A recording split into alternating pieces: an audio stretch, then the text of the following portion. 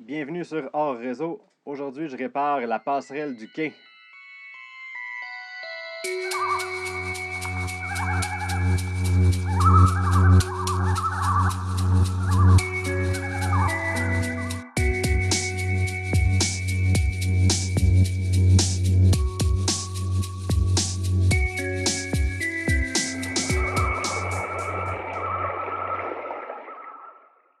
Dans l'intro qu'on vient de voir, ça fait déjà quelques semaines, il y avait au moins une centaine de truites bébés en train de prendre des forces. C'était très joli. On les voit sauter. Donc, voici l'état de la passerelle avant de commencer. Disons qu'elle a besoin d'amour. Ça commençait à être dangereux là, quand il y avait du frima ou un peu d'eau, là, ça c'était glissant vers le côté. Avant qu'il arrive un accident, je vais réparer ça. On voit qu'on l'a déjà réparé à plusieurs reprises, mais là, ça prend un peu plus d'effort. J'avais eu l'idée de scier un arbre en deux et puis d'utiliser ça pour le solidifier. Alors, je vais visser comme ça. La bille est coupée en deux en dessous. Quelque chose que j'aimerais partager, là, qui est que, honnêtement, là, je suis vraiment amateur en construction. Là. Des gens qui pourraient croire que je suis un gars manuel, mais c'est pas vraiment le cas. Là. J'improvise pas mal tout le temps. Là. J'essaie de pas faire n'importe quoi là, quand je fais des travaux avec du bois comme ça, mais j'imagine que la plupart d'entre vous sont meilleurs que moi dans ce domaine-là. Je me dis que si moi je suis capable de faire le travail, tout le monde est capable. Il s'agit simplement de vaincre l'inertie, là, parce que ça m'a pris quand même un bout là, avant de faire ce travail-là. Des fois, j'ai peur de ne pas réussir et puis je ne commence pas les travaux, mais là, c'était dû.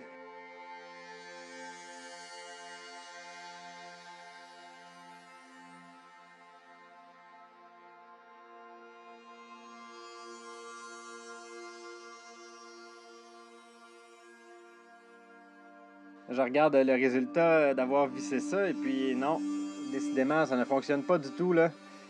Les vis que j'ai mis par en haut ont poussé sur la bille, ça a créé un espace, ça sera vraiment pas solide tout ça, là. Je pensais m'en sortir facilement juste en posant ça, mais ça va prendre plus de travail.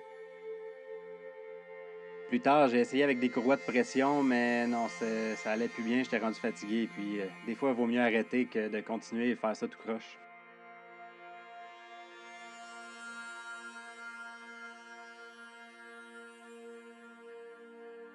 Je vais enlever les morceaux qu'on avait mis temporairement pour voir l'état du bois.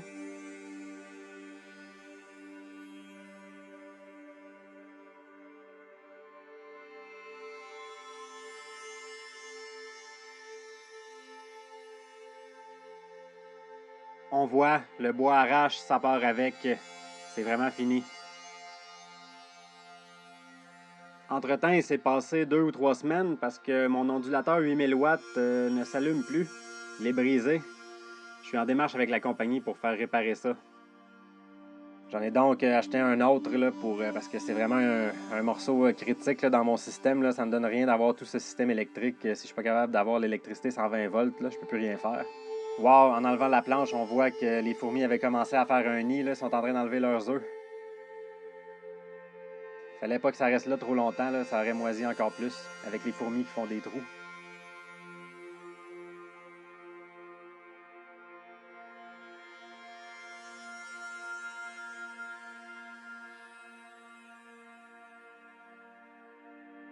On voit l'état du bois, là, c'est complètement fini. Là. C'est pas pour rien que la passerelle était croche.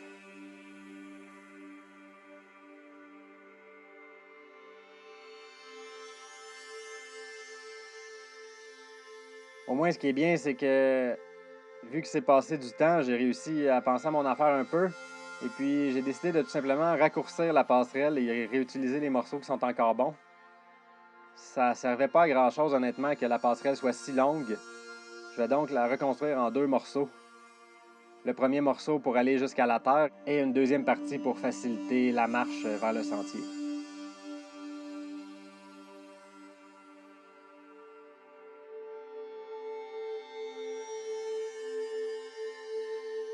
Là, on voit, j'arrache les morceaux à la main, là, c'était complètement fini. Là. J'ai eu l'idée de faire une sorte de L et puis de les imbriquer les unes dans les autres là, pour que ce soit plus solide. Avec des petits bouts de bois, je vais essayer de l'ajuster, de le mettre droit, le plus droit possible. Je perce des trous un petit peu plus petits que le diamètre de mes vis pour pas que le bois craque. Puis je vais rajouter 4 vis par jonction. Et enfin, je vais rajouter les planches que j'ai conservées des autres parties pour solidifier tout ça. Les bébites sont sorties, j'ai mis mon capuchon, là, c'était fatigant.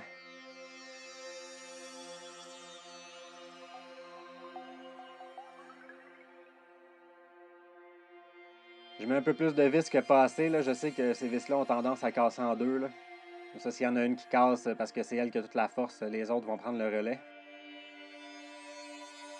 C'est encore un petit peu croche, mais bon, c'est mieux que c'était.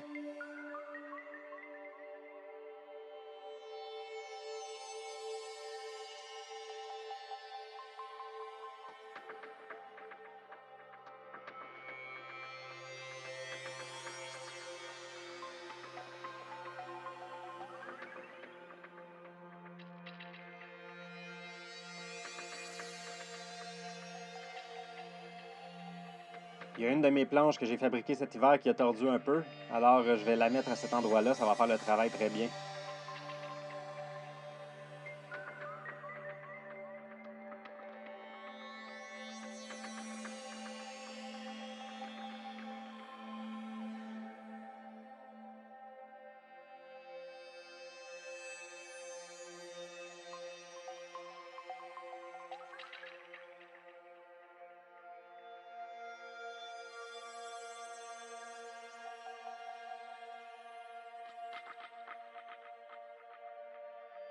Voilà, c'est complété, je vais remettre ça en place.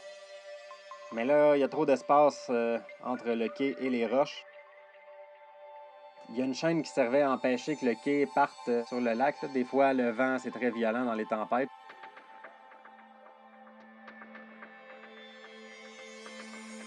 Alors, je vais rapprocher un peu.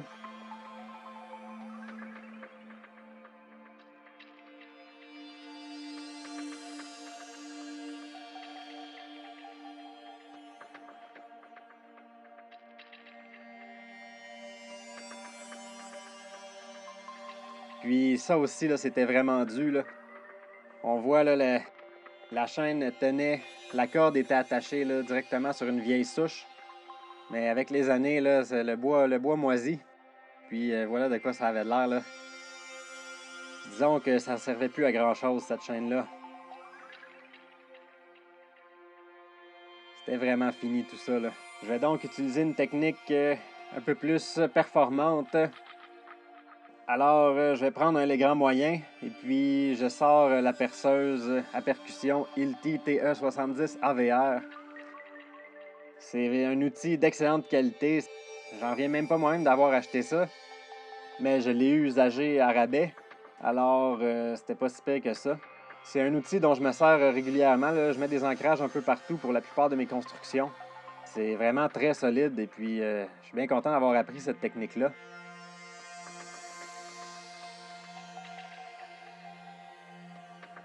Avec la longueur de la mèche, je mesure si le trou est assez profond. Oui, je l'ai fait un petit peu trop profond. Ce qui arrive, c'est que j'ai déjà essayé avec des perceuses à percussion de moins bonne qualité. Et puis, ça faisait mal aux mains, ça faisait pas le travail, ça venait pas à bout de faire un trou. Ça prenait quasiment 5 à 15 minutes là, pour faire un seul trou, pour une seule douille. Et puis déjà là, la mèche commençait à être finie.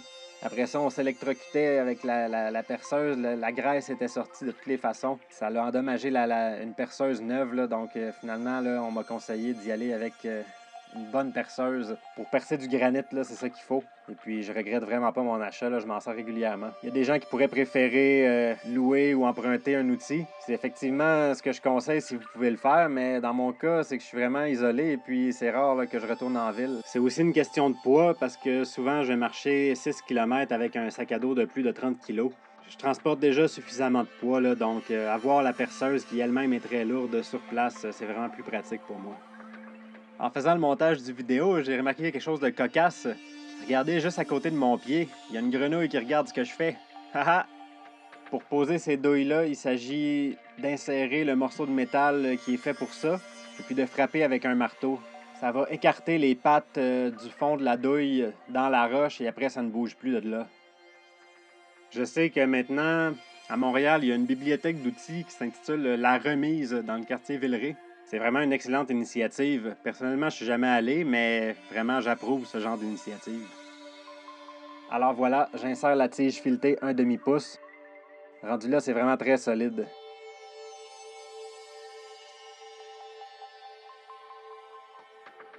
J'ai percé un trou d'1 demi-pouce dans un bout de bois que j'ai récupéré du petit meuble à batterie que vous avez vu l'autre jour. C'est le morceau que j'ai coupé.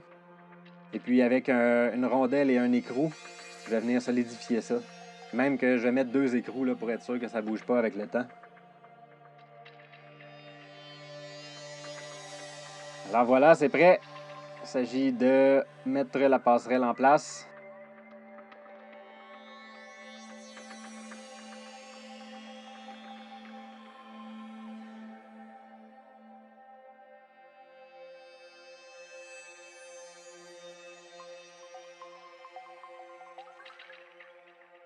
C'est presque solide. Oups, non. Ah, comme ça, oui. Là, il reste des trous avec les roches, tout ça, donc dans une éventuelle vidéo, je vais faire la deuxième partie de la passerelle. En ce moment, il reste des trous.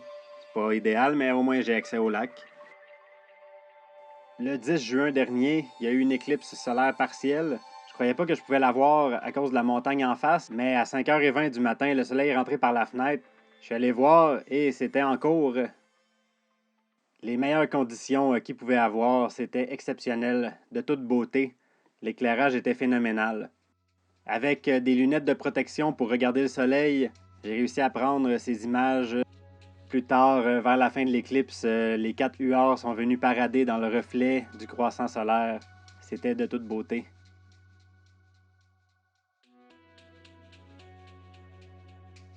Quelle chance de voir ça. À bientôt!